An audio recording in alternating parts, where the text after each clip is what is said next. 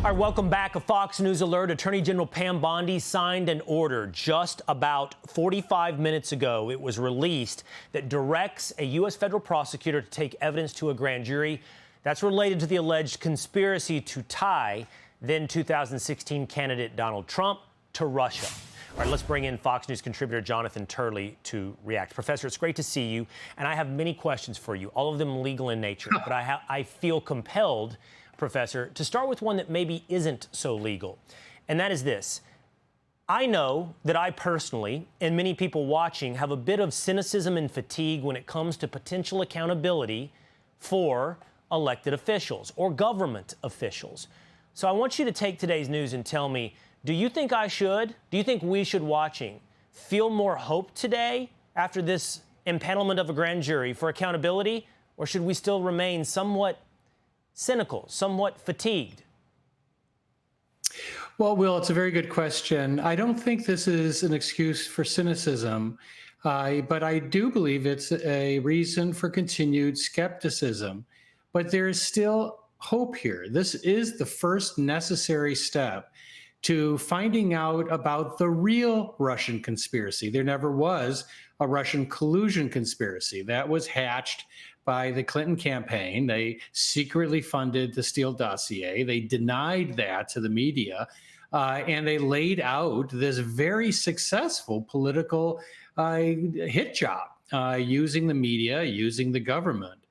It's amazing how much the public still doesn't know. But in the last few weeks, this administration has given us information that we haven't seen before. I've been following this, writing about it for years. Some of this is new stuff, and it's startling.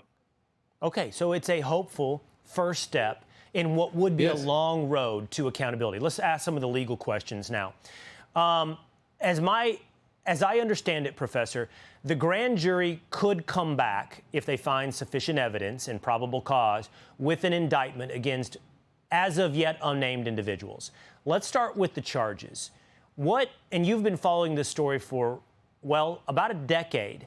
So what does the evidence point to? Like, what could be the charges coming out of a grand jury? Well, Will, I think today about half the lawyers in the city went on retainer. The minute about 40 minutes ago, you just lost about 50% of the bar in terms of client base. The reason is that there are a lot of people, a lot of powerful people in this town that have already been mentioned in some of these releases. The most at risk, the most exposed, include people like John Brennan, who I've been writing a lot about.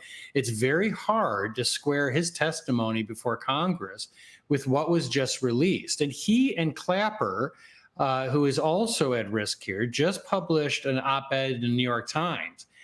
If they didn't have counsel before, they should get it now, because I was astonished by that column. I was astonished the New York Times published it because it seems to me strikingly untrue. But they say that they didn't rely on the Steele dossier, which has been largely debunked, the one funded by the Clinton campaign. These documents indicate that Brennan may have personally intervened to guarantee that the dossier was part of this infamous assessment that occurred at the very end of the Obama administration. Now, Obama himself is likely in the clear because he has immunity due to the recent Supreme Court decision. He can thank Donald Trump for that.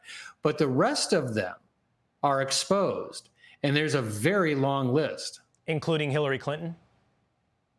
It can be Clinton. Now, the key to remember here is that even if the statute of limitations has run, these people are likely to be questioned again.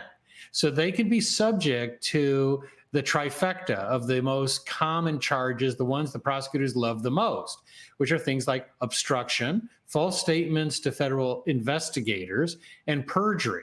The Obama administration used those quite widely, so did the special counsel.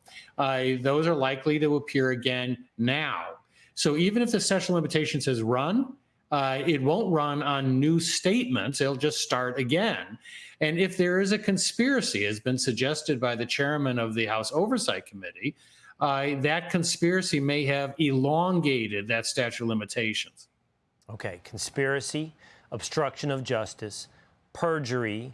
These are all potential charges for potentially defendants who could include Brennan, Clapper, Clinton, among others, which will all be revealed in due time should it come out of a grand jury. Professor Turley, thank you so much for being with us. Thank you, Will. Hey, it's Will Cain. Click here to subscribe to the Fox News channel on YouTube. It's the best way to get our latest interviews and highlights. And click to subscribe to the Will Cain podcast for full episodes right now.